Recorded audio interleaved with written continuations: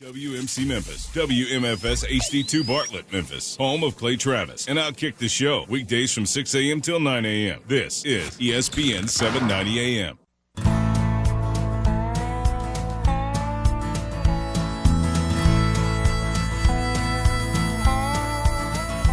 Watch the sunrise, new day's dawning, and it's calling you and me, where the mighty Mississippi flows by Memphis, Tennessee.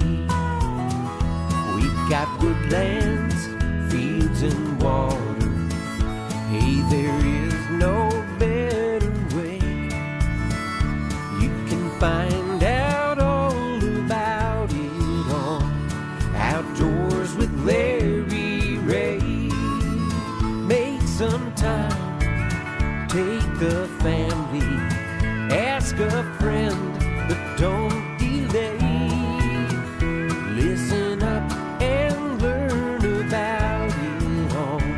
Outdoors with Larry Ray. Listen up and learn about it all. Outdoors with Larry Ray. Good Saturday morning and welcome to another edition of the award-winning Outdoors with Larry Ray on ESPN 790 AM. Brought to you proudly by Tennessee Wildlife Resource Agency, Barton Power Sports, Sportsman's Warehouse, and Best Care Home Services. Now, here's your host, Larry Ray. Oh, I love my theme song. Don King. I love to hear that. Yep. I can hum that, and that's our Chief TWR. of Information Yeah, Education. Yes, that's Member of the Country Music Songwriters Hall of Fame. Yes, that is our one and only. And Alvin Farmer of Memphis is the winner of the Mid-South Hunting and Fishing News magazine, a 1-year subscription, which is a pretty good deal, y'all. $12 for a year. If you go to the website, and I've enjoyed being the editor of that, and the new one should be out fairly soon for July, and I love it. I love talking. It's all about fishing rodeos and stuff like that, so it's got a lot of memories in it. This is memory time. 274-7979. Anybody got a grudge against me out there you want to call in about, or maybe something I wrote about back in 1993 that you think I still remember?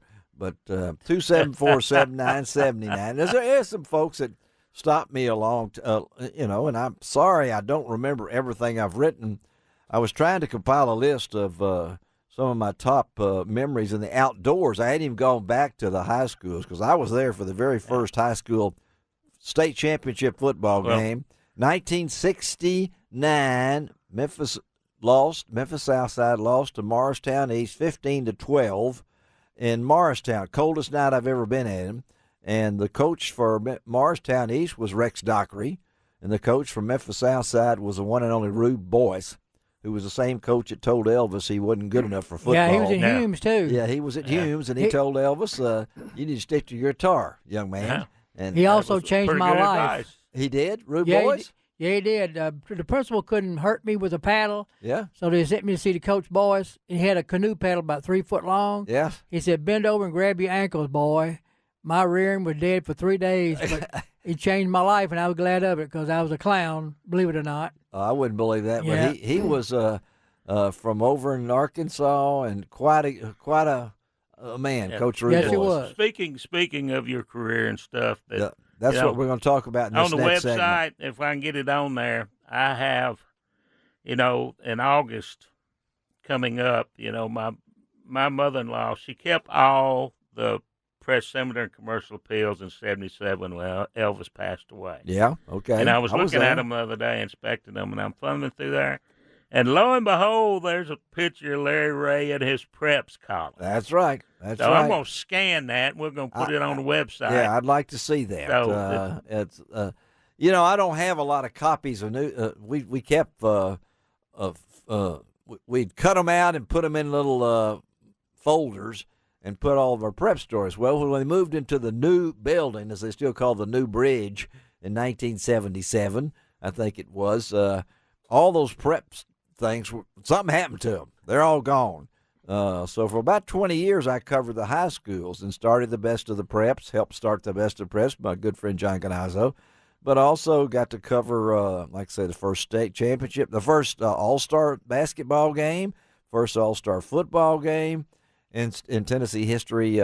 Was in a lot of really – that was during the desegregation period. Right. And we had about 104 high schools here all of a sudden pop up in the early 70s. And I got to be in locked gyms where I was the only one allowed in. I was in certain situations. I'll never forget Crump Stadium and watching BTW play Manassas, I think it was, in the great band battle, things along that line. But no, all those things. But the TWRA in 1988, April 1988, Henry finally retired.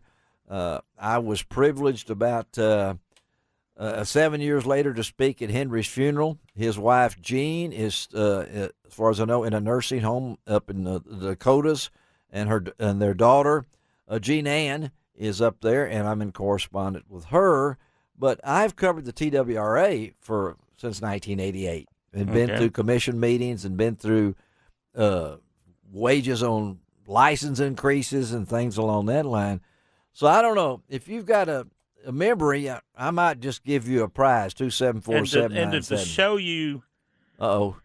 What? Well, you was talking about Jed. And one of the stories, I have a couple of, funny things with Jed. story.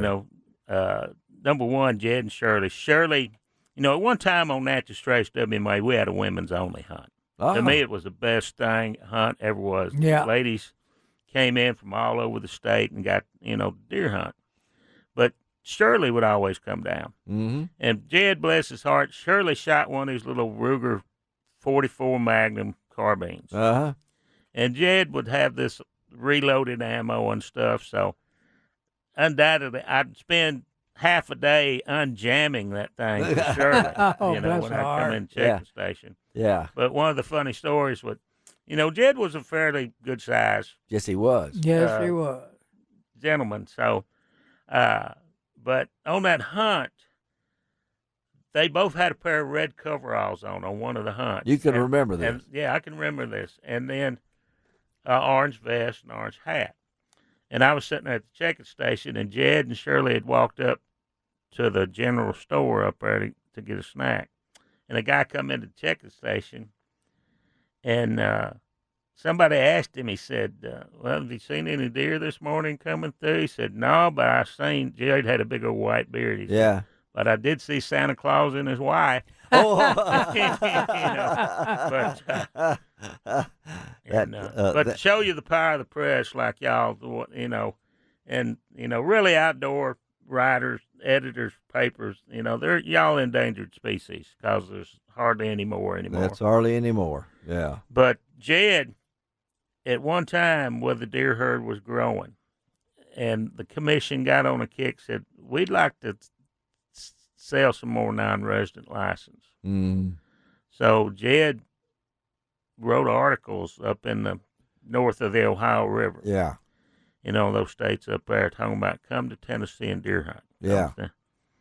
The director like the got lynched after the next deer season because Middle Tennessee, everywhere you seen had a Pennsylvania, Ohio, and they were coming down, right? Yeah. Yeah.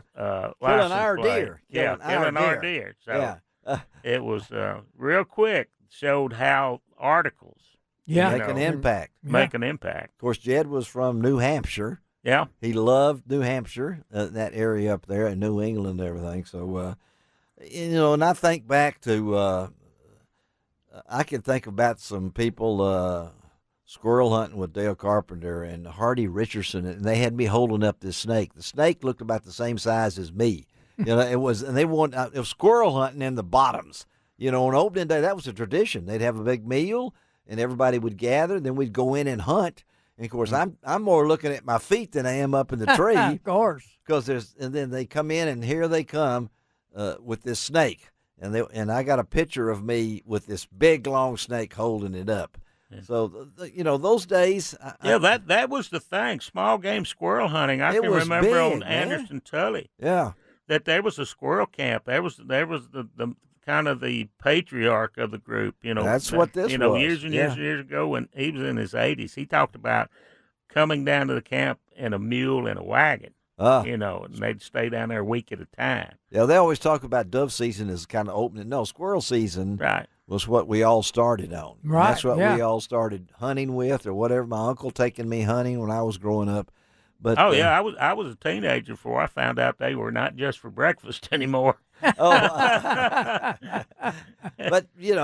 that's one of the things, and then dove hunting's coming up, and that is a social event that I never knew about until I came here.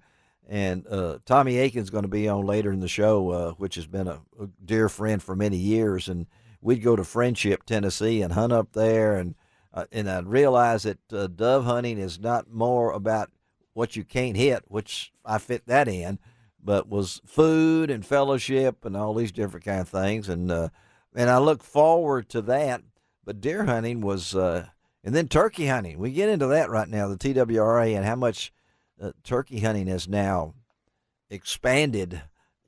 More people, there's more things being sold. And our turkey hunting. I can remember when I first went to work in my county. That first turkey season, we killed 2 birds. That's Henderson County, right? Henderson County. And you killed 2 turkeys. 2 turkeys. Now they're killing 500, 600 birds. Wow. Yeah. But talking about the deer stats, I thought it was interesting. 1974 was the first year that Land Between the Lakes, opened up. 74? Yeah. I didn't look at that. A lot of people don't know it. Land Between the Lakes was created back in the 60s by John F. Kennedy. He signed the thing. That's right. Creating it. That's right. And but I think, I don't think they allowed hunting till 74 there. And the first year they killed 1,305 deer, Well, we almost had an elk season up there, too. I still threaten that we need to slip up there and cut the fence. Yeah, that's right. Yeah, because I was we could have been hurting elk right here. And I know we got to close this out, but one of my great memories is Arkansas's first elk hunt that I happened to be there. And this guy from Detroit, Michigan, I think he maybe not Detroit, but from Michigan, they drew one out, they drew these names out, 3 people, and then you bought one through the Rocky Mountain Elk Foundation. This guy paid $42,000 Oh, boy. to participate in the Arkansas's first elk hunt. And I saw that 6x6 he killed. It was amazing. But $42,500 for the first Arkansas elk hunt.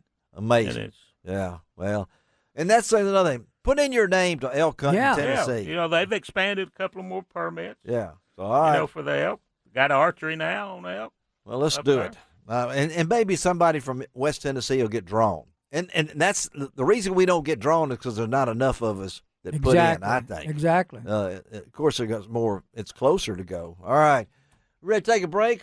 Let's take a break, then we're going to wrap this thing up. Music. It's hard to believe we're already ready to roll here on Outdoors with Larry Ray. Watch the sunrise, new day's dawning, and it's calling you and me, where the mighty